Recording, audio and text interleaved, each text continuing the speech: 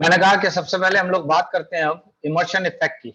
Immersion effect में अगर देखा जाए तो मैंने कहा कि यहां पर मैंने इस तरफ ले लिया that is a PN. PN का मतलब हुआ that is a rate of photosynthesis, और यहां पे मैंने ले लिया that is a lambda, that is a wavelength.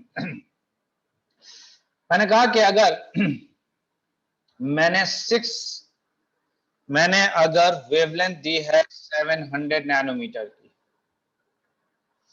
अगर 700 नैनोमीटर की वेवलेंथ दी है तो ये फोटोसिंथेसिस हुई है।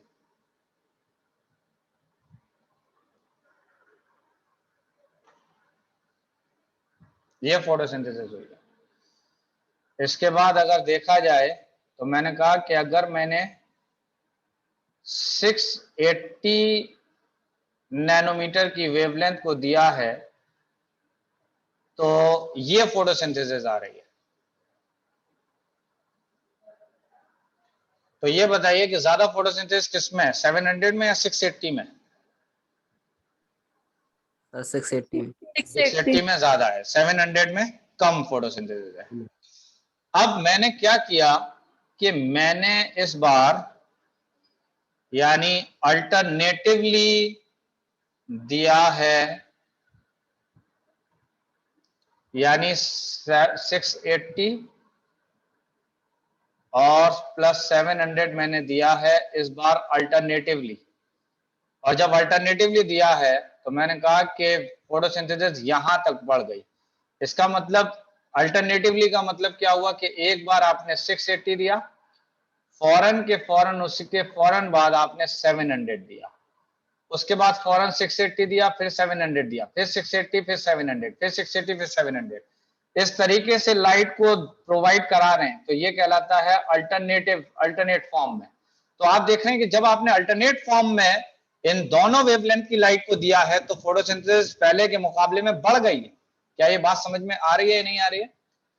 लेकिन जब हमने दोनों वेवलेंथ की लाइट को दिया तो हम ये देख पा रहे हैं कि जब हमने दोनों को एक साथ दिया है यानी साइमल्टेनियसली दिया है,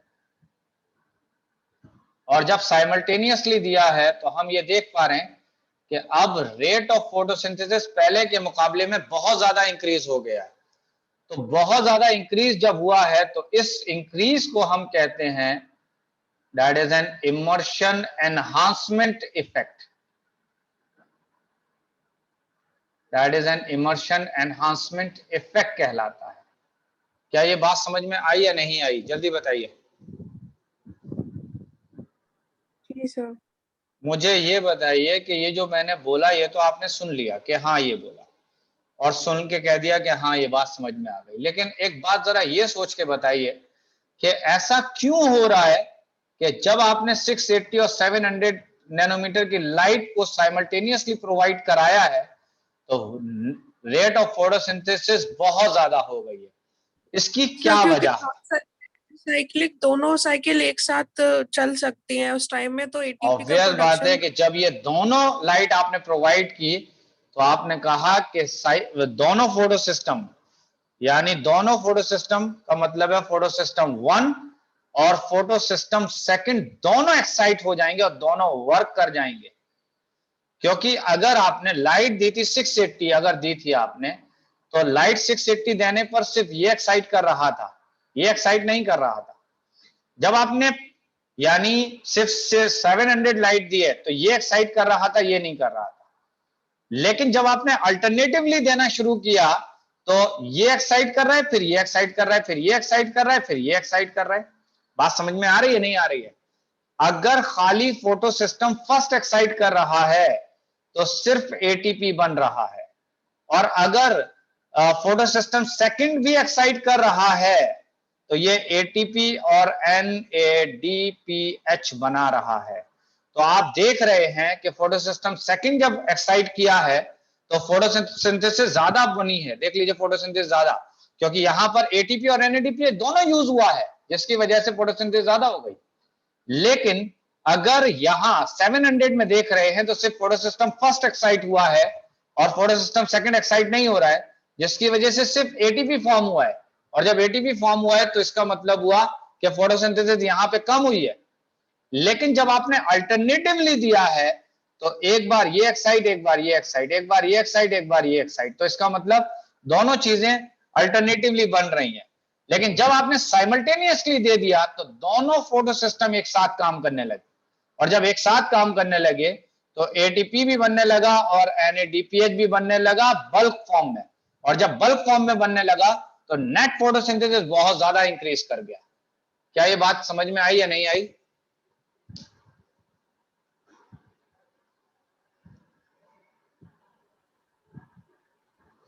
कुछ समझ में आई बात या नहीं आई है? जी सर। ओके, चलिए नेक्स्ट आते हैं रेड ड्रॉप पर। What is red drop? तो रेड ड्रॉप को भी देख लीजिए कि रेड ड्रॉप क्या है। मैंने कहा कि यहां पर वेवलेंथ है 680, यहां पर वेवलेंथ है 700, यहां पर वेवलेंथ है 720, यहां पर वेवलेंथ है 740, यहां पर वेवलेंथ है 760। यहां से अगर देखा जाए तो फोटोसिंथेसिस इस तरीके की थी, लेकिन जैसे ही यहां 700 से आगे बढ़ रही है फोटोसिंथेसिस, जैसे 700 से आगे बढ़ी तो इसका मतलब फोटोसिंथेसिस तेजी से नीचे आती जा रही है। फोटोसिंथेसिस तेजी से नीचे आई और यहां पर आके फोटोसिंथेसिस जीरो हो गई है। तो आपने कहा कि जब हम रेड की वेवलेंथ से आगे की तरफ हम बढ़ेंगे, रेड की वेवलेंथ से जब आगे की तरफ बढ़ रहे हैं, इसका मतलब आपको याद होगा कि इस तरीके से ये विबग्योर था, this is a visible light, ये था यूवी लाइट, ये था इंफ्रारेड रेडिएशन। क्या ये बात समझ में आ रही है नहीं आ रही? तो ये जो रेडिएशन था, ये बात समझ में आ रही है नहीं आ रही है? बताइए। जब आप यहां लास्ट में अगर देख रहे हैं तो ये रेड लाइट है, याद है? यहां पर वॉयलेट, इंडिगो, ब्लू, ये सब याद है ना? तो लास्ट वाला कौन सी लाइट है? That is red. रेड से जब आगे बढ़े तो आप देख रहे हैं कि फोटोसिंथेसिस बहुत तेजी से नीचे आ रही है और थोड़े वक्त में जीरो हो गई। यानी फोटोसिंथेसिस यहां पे क्या हो गई है? दैट इज जीरो हो गई या नहीं हो गई है? इसको हम कहते हैं शार्प डिक्लाइन को। ये जो शार्प डिक्लाइन हुआ है जब आप रेड लाइट से आगे बढ़े हैं, तो इसको हम कह देते हैं रेड ड्रॉप। तो ये कहलाता है रेड ड्रॉप। तो रेड ड्रॉप का मतलब है कि that is PN become zero, या पीएम बिकम जीरो को तो छोड़िए, पहले पीएन शार्पली रिड्यूस होगा and reached to zero.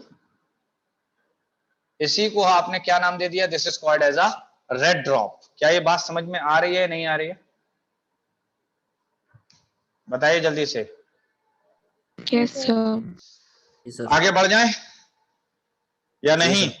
Okay, next बात कर लेते हैं हम लोग बेसिकली दोनों डिफरेंस की बात कर लेते हैं। फोटो सिस्टम फर्स्ट में और फोटो सिस्टम सेकंड के अंदर क्या डिफरेंसेस है। तो एक साइड में मैंने लिख दिया है that is a photo system first, और एक साइड में मैंने लिख दिया है फोटो सिस्टम सेकंड। तो पहले ही बता दीजिए कहां लोकेट कर रहा था फोटो सिस्टम फर्स्ट? एक क्या था? स्ट्रोमल थाइलाकॉइड, याद है? और उसके अलावा किसमें था? non-pressed part of granal thyroid. Okay, that is a non pressed part of granal thylakoid.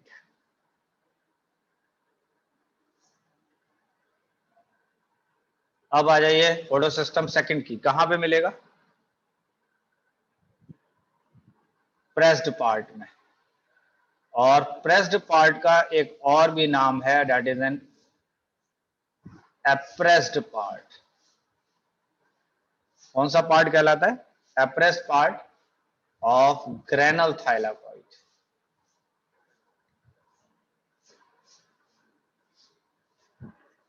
आइए नेक्स्ट पॉइंट पर। तो ये रिएक्शन सेंटर यहां पर क्या होगा, जल्दी बताइए। P700. यहां पर P680. ओके, PS1 जो है, PS1 वो किसको फॉर्म करेगा? क्या फॉर्म करेगा? ATP. एटीपी फॉर्म करेगा, और ये किसको फॉर्म कर देगा? ATP plus NADPH. NADPH. ATP and NADPH।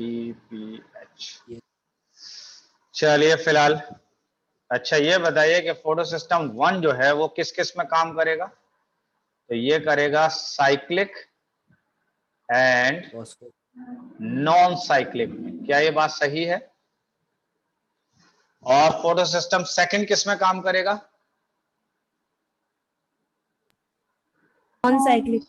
Non cyclic photophosphorylation. क्या ये बात सही है? जी सर। ओके, तो नेक्स्ट आइए, तो that is a photophosphorylation. What is photophosphorylation? हाँ जी, व्हाट इज फोटोफॉस्फोराइलेशन, बताइए। Formation of reducing power by using sunlight. Okay, that is a formation of reducing power का मतलब मैं एटीपी और NADPH लिख सकता हूं जी सर। यूजिंग, आपने बताया, सनलाइट। सनलाइट। क्या ये बात सही है? Yes sir. फोटोफॉस्फोराइलेशन को समझाया था एर्नॉन इटाल ने, दैट इज एन एर्नॉन इटाल ने, इस बंदे ने बताया था। समझ रहे हैं? इसका क्या नाम है? हाँ जी, क्या नाम है इसका? इटाल का मतलब क्या होता है भाई? इटाल क्या क्या मतलब है? इटाल नाम में लिखा जाता है? इटाल का कोई अपने आप में मतलब है? जिस नाम में इटाल लिखा होता है उस नाम का कुछ मतलब है या नहीं है? तो इटाल का मतलब होता है दैट इज अ कोवर्कर्स। इटाल का क्या मतलब है? हाँ जी, अगर किसी नाम में लिखा होता है इटाल तो इसका क्या मतलब है? That is a coworkers. Okay, photophosphorylation कितने टाइप का है? सर 2। कौन कौन सा? Cyclic non cyclic. एक था साइक्लिक और दूसरा आपने बताया नॉन साइक्लिक। नॉन साइक्लिक का दूसरा नाम क्या है? क्या कहलाता है? That is a Z scheme. क्या ये बात सही है? जी सर। नहीं है? बताइए। ये ओके, ये फिलहाल रहा P700, this is P700।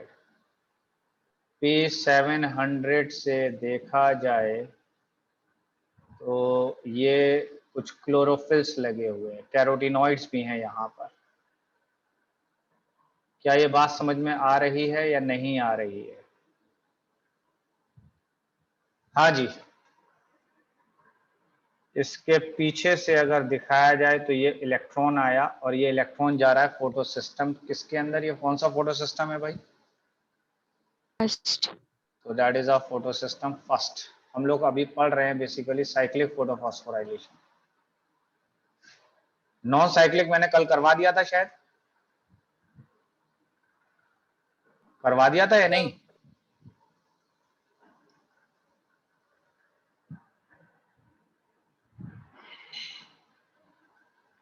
That is a non cyclic photophosphorylation. मैंने कहा कि देखिए इलेक्ट्रॉन इस फोटो सिस्टम के ऊपर पूरे पर अगर देखें तो ये सनलाइट आ रही है पूरे पर, देख रहे हैं सनलाइट आ रही है पूरे फोटो सिस्टम पर आ रही है। अब जरा ध्यान से देखिएगा, यहां पर मैंने दिखाया कि ये एक क्लोरोफिल है, ये क्लोरोफिल है, फिर ये कैरोटिनॉइड आ गया, ये क्लोरोफिल है, और फाइनली ये है रिएक्शन सेंटर जिसको हम कहते हैं P700। और जैसा कि मैं बार बार कह रहा हूं कि इस सब के ऊपर सनलाइट फॉल कर रही है। इसके ऊपर क्या फॉल कर रहा है?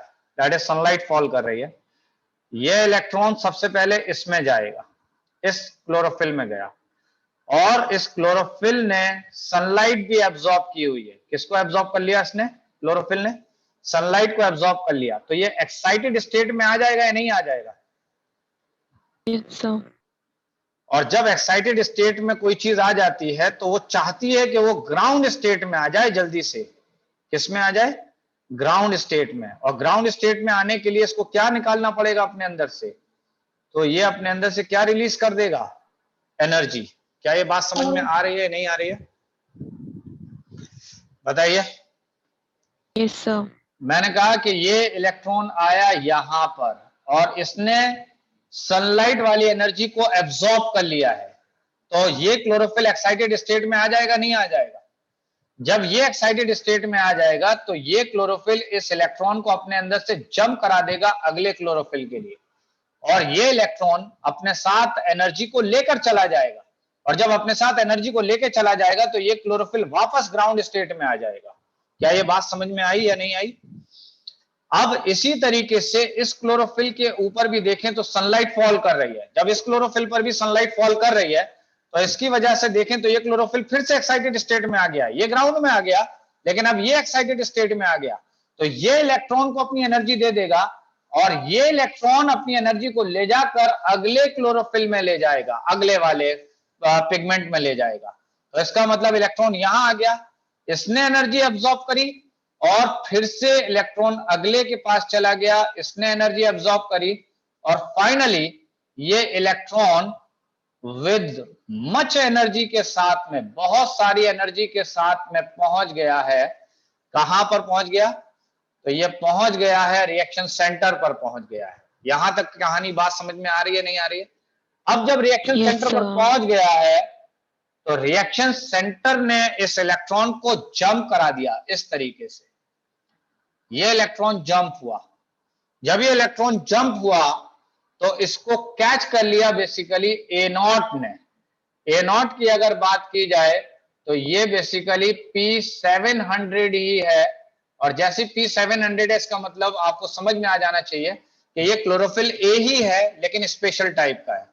तो इस रिएक्शन सेंटर वाले क्लोरोफिल ए ने जब इलेक्ट्रॉन को जंप कराया है तो दूसरे क्लोरोफिल ए ने इलेक्ट्रॉन को कैच कर लिया। क्या ये बात समझ में आ रही है, नहीं आ रही है? अब Yes, sir. इस क्लोरोफिल ने थोड़ी सी एनर्जी एब्जॉर्ब कर ली इलेक्ट्रॉन की, तो ऑब्वियस बात है इलेक्ट्रॉन की एनर्जी रिड्यूस हुई और नीचे आएगा इलेक्ट्रॉन, या नहीं आएगा?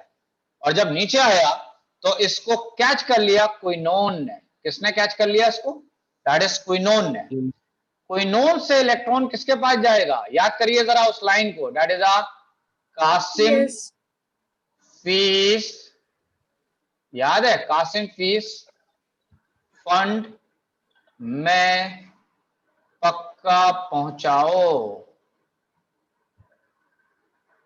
एस्ट्रोसाइनिन प्लस टू क्विनोन, पहले पक्का और उसके बाद पहुंचाओ, ये वाला है। पहुंचाओ का मतलब है पहुंचा, पहुंचा का मतलब है दैट इज सी, और इनके बीच में अगर देखेंगे तो साइटोक्रोम B6F कॉम्प्लेक्स है दोनों पी के बीच में। तो इसी से सारा कंट्रोलिंग करते हैं हम कि दैट इज क्विनोन के पास गया इलेक्ट्रॉन, क्विनोन से गया आयरन सल्फर कॉम्प्लेक्स के पास, क्विनोन से गया that is iron sulphur complex के पास, आयरन सल्फर कॉम्प्लेक्स से गया फेरेडॉक्सिन के पास। देख लीजिए this is an FD, this is a ferredoxin. Ferredoxin से गया प्लास्टोक्विनोन के पास, प्लास्टोक्विनोन से गया साइटोक्रोम B6F कॉम्प्लेक्स के पास, that is a cytochrome B6F complex के पास गया। साइटोक्रोम B6F कॉम्प्लेक्स के बाद से ये गया प्लास्टोसाइनिन के पास, और फिर ये इलेक्ट्रॉन वापस आ जाएगा।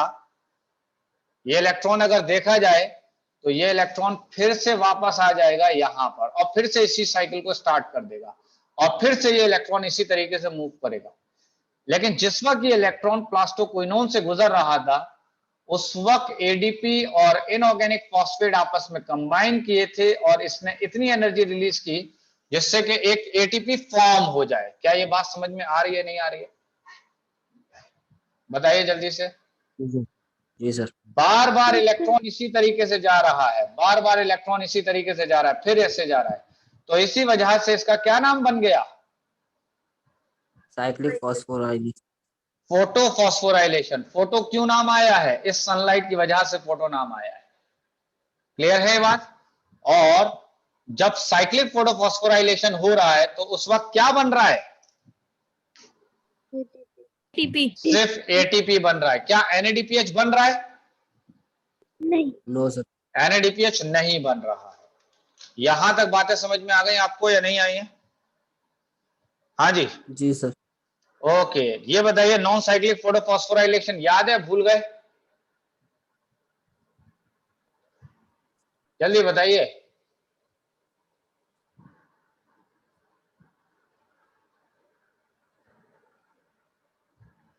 बताया था नॉन साइक्लिक या नहीं? जी सर, बताया था। अच्छा चलिए दोबारा देखेंगे। जी सर। अच्छा देख लेंगे तीसरी बार। नहीं सर, 2 में हो जाएगा। नॉन साइक्लिक फोटोफॉस्फोराइलेशन पे आ जाइए। अरे नॉन साइक्लिक फोटो फॉस्फोराइलेशन। एक काम करते हैं कि हम इसके नजदीक में बनाते हैं सो डैट आपको इसको देख के भी काफी चीजें समझ में आ जाएंगी कि क्या फर्क आ रहा है दोनों में। अगर देखा जाए तो ये है बेसिकली P680 और ये है बेसिकली P700। मैंने इनको इसको नीचे और इसको ऊपर क्यों लिखा है? Energy difference. एनर्जी डिफरेंस की वजह से। इसका मतलब है कि ये वाला जो है वो कम एनर्जी पर इलेक्ट्रॉन को एक्साइट करा देगा और ये ज्यादा एनर्जी पर इलेक्ट्रॉन को एक्साइट कराएगा। क्या ये बात क्लियर है? नहीं है? अच्छा ये बताइए कि वाटर के टूटने से जो इलेक्ट्रॉन रिलीज हुआ था, याद है आपको कि वाटर के टूटने Yes, से sir. जो इलेक्ट्रॉन रिलीज हुआ था वो किसमें गया था, याद है? ये जो 4 इलेक्ट्रॉन्स आते थे, ये 4 इलेक्ट्रॉन्स किसमें जाएंगे? फोटो सिस्टम 1 में या फोटो सिस्टम सेकंड में? Second. तो ये जाएंगे फोटो सिस्टम सेकंड में। ये है photo system second, this is the PS second और ये क्या है? This is PS first. Photo system second इसी तरीके से एनर्जी एब्जॉर्ब करके इलेक्ट्रॉन को एक्साइट करा देगा ऐसे ही। तो इसको कौन कैच करेगा बताइए? फोटो सिस्टम सेकंड से कौन इलेक्ट्रॉन को कैच करेगा, जल्दी बताएं। Pheophytin. That is a pheophytin catch कर लेगा। क्या ये बात सही है? फियोफाइटिन इलेक्ट्रॉन की कुछ एनर्जी ले लेगा और ये इलेक्ट्रॉन वापस रिलीज करेगा तो किसके पास जाएगा? हाँ जी, किसके पास जाएगा? फियोफाइटिन से इलेक्ट्रॉन किसके पास जाएगा? दैट इज अ प्लास्टोक्विनोन के पास। This is the plastoquinone. Plastoquinone से किसके पास जाएगा? That is a cytochrome B6F complex के पास। That is cytochrome B6F complex के पास जाएगा। और फाइटोक्रोम B6F कॉम्प्लेक्स के पास जाने के बाद ये किसके पास जाएगा? प्लास्टोसाइनिन के पास। याद है? कासिम फीस फंड में पक्का पहुंचा, बात याद है? अब ये इलेक्ट्रॉन किस में चला गया? हाँ जी, किस में चला गया? That is photo system first में चला गया और फोटो सिस्टम फर्स्ट ने एनर्जी को एब्जॉर्ब किया और इलेक्ट्रॉन को जंप करा दिया। तो बताइए कौन एक्सेप्ट करेगा इसको पहली बार में? यहीं से आ जाइए, यही देख लीजिए। तो कौन एक्सेप्ट कर लेगा? That is an A0। A0 से कौन किसके पास जाएगा इलेक्ट्रॉन बताइए? Quinone. तो दैट इज अ क्विनोन के पास जाएगा। क्विनोन से किसके पास जाएगा? Iron sulfur complex. Iron sulphur complex. Sulphur iron coupling. Sulphur complex के पास से किसके पास जाएगा? रिडॉक्सिन। पैराडॉक्सिन के पास। देख रहे हैं पैराडॉक्सिन ये लिखा है, ये वाला पैराडॉक्सिन के बाद से जो इलेक्ट्रॉन जाएगा वो कुछ इस तरह जाएगा इलेक्ट्रॉन कि यहां पर अगर आप देखें तो यहां पर NADP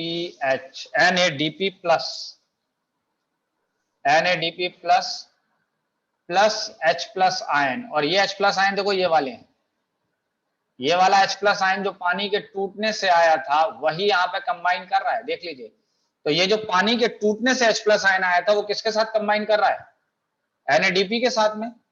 और क्या बना देगा? तो ये बना देगा NADPH फॉर्म कर देगा और इसको बनाने के लिए कौन सा एंजाइम यूज होगा? तो जहां पर भी NADPH होता है वहां पे कौन सा एंजाइम होता है? तो इसका नाम हो जाएगा NADP डिहाइड्रोजिनेज। ये बात पता है आपको या नहीं पता है? बताइए। अरे ये वाली बात पता Yes. है या नहीं? जी सर।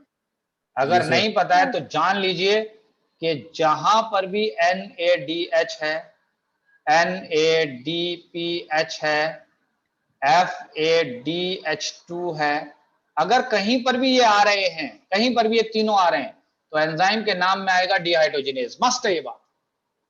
समझ रहे हैं बात या नहीं समझे?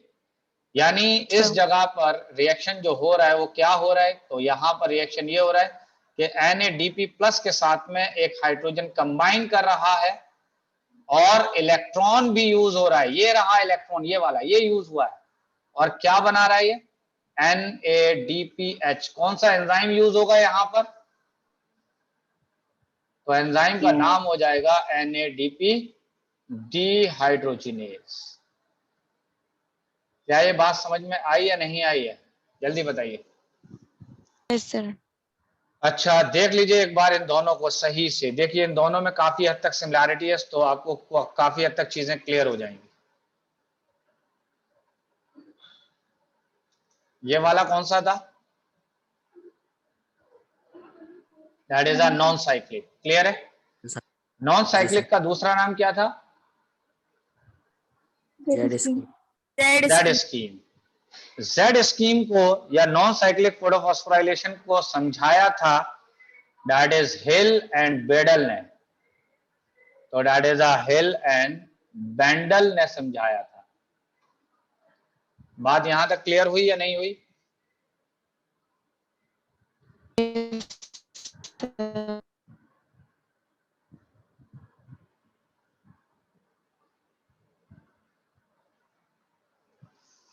तो यहां तक क्लियर हो गई कि जेड स्कीम को किसने समझाया है? हिल एंड बेंडल ने। जल्दी बताइए, यहां तक कंप्लीट हो गई बात या नहीं हुई है? जी सर। ओके, चलिए फिर आज यहीं तक रखेंगे।